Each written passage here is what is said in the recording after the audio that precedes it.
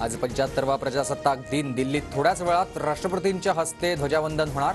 कर्तव्य पथावर भारताच्या समर्थनाचं प्रदर्शन होणार।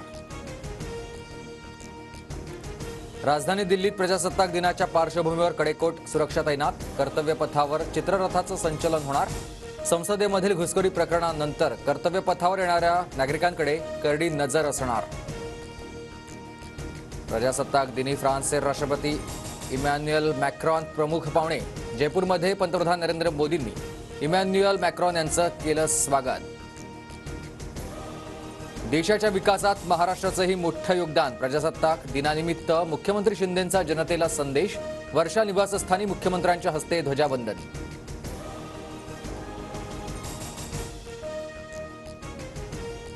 नागपुरातील आरएसएस मुख्यालयात सरसंघचालक मोहन भागवतांच्या हस्ते ध्वजावंदन। भारतीय संविधानाचं पालन करणं महत्त्वाचं। सरसंघचालक मोहन भागवत यांची प्रतिक्रिया। मनोज जरांगे पाटलांचा मोर्चा मुंबईच्या वेशीवर। पनवेलमध्ये जरांगेंचं जंगी स्वागत। पहाटे 4 वाजता वाशीमधील एपीएमसी मार्केटमध्ये मोर्चा दाखल।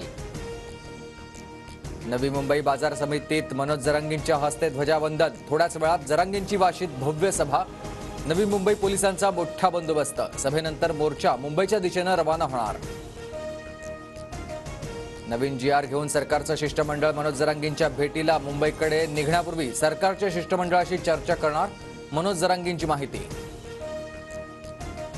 मुंबई पोलिसांनी जरांगेंना आझाद मैदान शिवाजी पार्कची परवानगी नाकारली। मराठा आंदोलक कोर्टात तर पोलिसांनी परवानगी नाकारल्यानं ओबीसी मोर्चा स्थगित। प्रकाश शेंडगेंची माहिती। आझाद मैदानावरच आंदोलन करणार। पोलिसांनी दिलेल्या नोटिशीवरून आमचे वकील न्यायालयात जातील। मनोज जरांगे ठाम। मी चर्चेस तयार। मुख्यमंत्री आणि दोन्ही उपमुख्यमंत्र्यांनी तोडगा काढण्यास यावं। जरांगेंकडून स्पष्ट। अधिकारी जरांगेंच्या संपर्कात कुणबी नोंदीसंदर्भात सूचना येत आहेत। मराठा आरक्षण देण्याची सरकारची भूमिका। मुख्यमंत्री शिंदेंची प्रतिक्रिया। मराठा आरक्षणासाठी आंदोलनाला इंदुरीकर महाराजांचा पाठिंबा। 26 ते 28 तारखेपर्यंत सर्व कार्यक्रम रद्द। इंदुरीकर महाराज यांचे सहाय्यक किरण महाराज शेट्टेंची माहिती। मवियाच्या 30 जानेवारीच्या बैठकीचं प्रकाश आंबेडकरांना निमंत्रण। मात्र बैठकीत आंबेडकर न जाता त्यांचे प्रतिनिधी जाणार असल्याची माहिती। मुंबईतील 4 जागा ठाकरेकडे आला तर 2 जागा काँग्रेसला। सूत्रांची माहिती। 30 जानेवारीच्या बैठकीचं प्रकाश आंबेडकरांना निमंत्रण। संजय राऊतांची माहिती। तर नितीश कुमार आमच्या सोबतच असल्याचंही वक्तव्य। बिहारमधील राजकीय वातावरण तापलं। नितीश कुमार लालू प्रसाद यांच्यातील तणाव वाढला। नितीश कुमार पुन्हा भाजपा प्रणित एनडीए सोबत जाण्याची शक्यता। ज्ञानवापी मशिदीच्या ठिकाणी हिंदू मंदिर होतं। पुरातत्व विभागाच्या रिपोर्टचा अहवाल देत हिंदू पक्षकारांचा दावा। मंदिराचे 32 पुरावे। हिंदू मूर्तीही सापडल्या।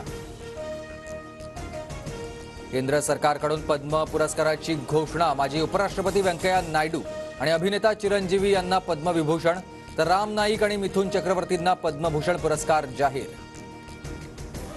इंग्लंड विरुद्धच्या कसोटीत पहिल्या दिवसाअखेर भारताची सरशी। पहिल्या दिवशी इंग्लंड 246 धावांवर ऑल आऊट तर भारताच्या एक बाद 119 धावा।